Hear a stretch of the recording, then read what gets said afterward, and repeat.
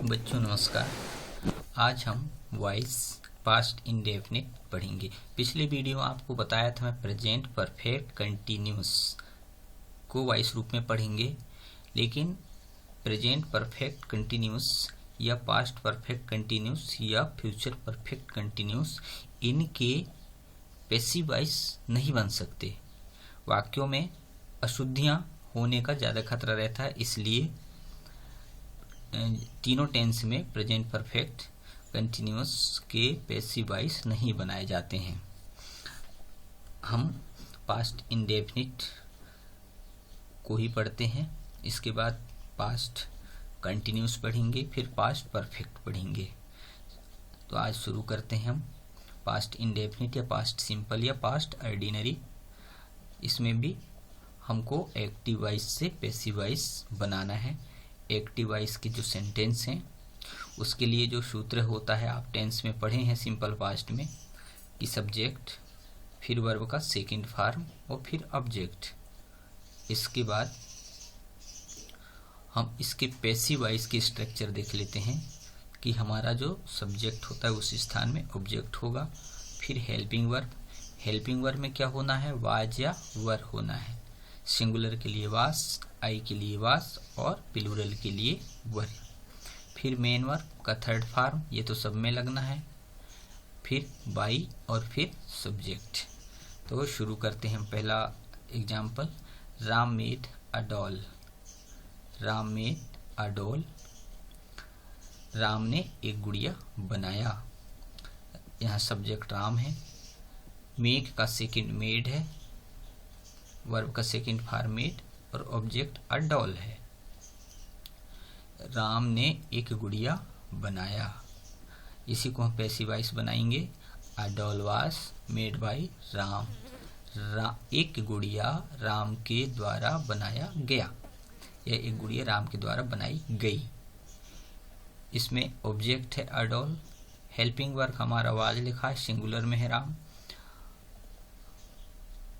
Doll singular में है, main verb के थर्ड फॉर्म, फिर बाई और फिर सब्जेक्ट राम। ये गुड़िया राम के द्वारा बनाया गया। इसी तरह सेकंड वाक्य देखते हैं हम, जो इम्पोर्टेंस है, आप इसको अच्छे से समझें। Mohan helped me. Mohan helped me, Mohan मेरी सहायता किया, या मोहन ने मेरी सहायता किया था। इसको हम पैसिव वॉइस में देखते हैं।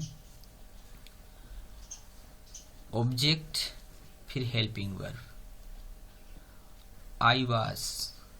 अब इस स्थान में ये जो मी है ये ऑब्जेक्ट के रूप में हो जाएगा यहाँ।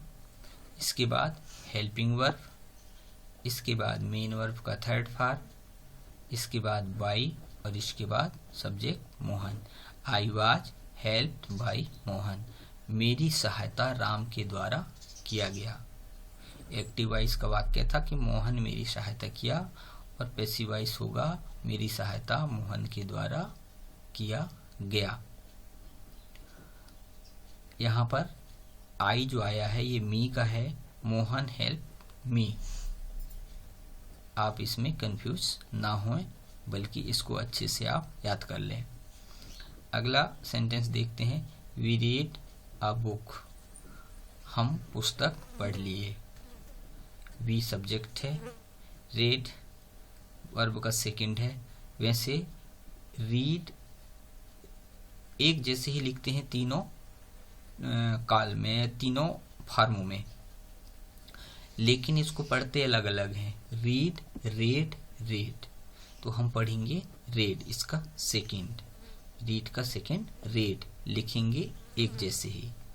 वी रेड अ बुक, हम पुस्तक पढ़ लिए, या हमने पुस्तक पढ़ा। इसका हम पैसिव वॉइस देखते हैं। A book was red by us, पुस्तक हमारे द्वारा पढ़ी गई। यहाँ वाज है, आप भ्रमित ना हो, कंफ्यूज ना हो। यहाँ वी है, तो यहाँ वर वाज क्यों लिखा है, वर क्यों नहीं लिखा है, ऐसा कह सकते हैं आप, क्योंकि पैसिव वॉइस कर्म प्रधान होता है, ऑब्जेक्ट प्रधान होता है।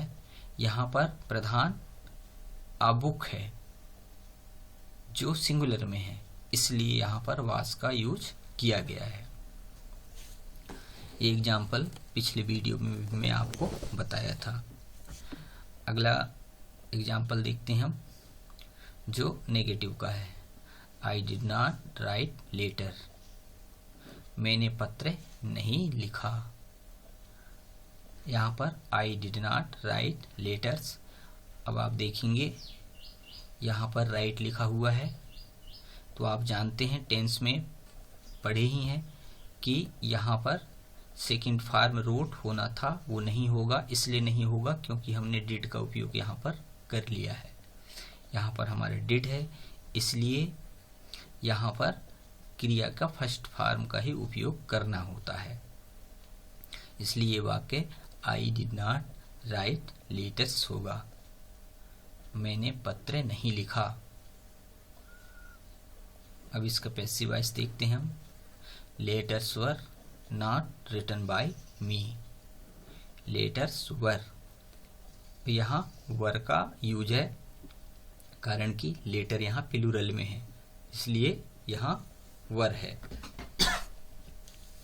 नॉट, फिर मेन वर्ब का थर्ड फॉर्म रिटन बाय मी, आई का ये आई है उसका मी हो गया है। पत्र मेरे द्वारा नहीं लिखे गए। इसी तरह हम एक और इंट्रोगेटिव सेंटेंस देखते हैं। डिड यहाँ वाक्य के प्रारंभ में है। डिड सी बाई बुक्स, क्या वह पुस्तक खरीदी। डिड सी बाई बुक्स, क्या वह पुस्तकें खरीदी। डिड वाक्य के प्रारंभ में है और क्रिया जो मेन वर्ब है हमारी उसका यहाँ फर्स्ट फॉर्म है।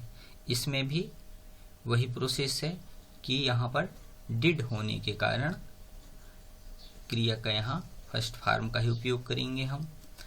डिड सी बाई बुक्स, क्या वह पुस्तकें खरीदी।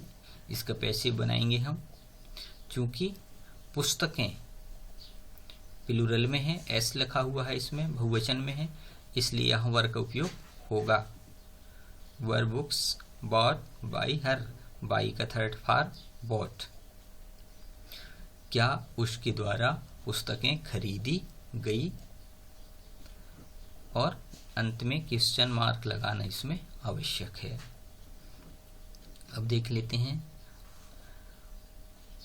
WH सीरीज से शुरू होने वाले सेंटेंसों को।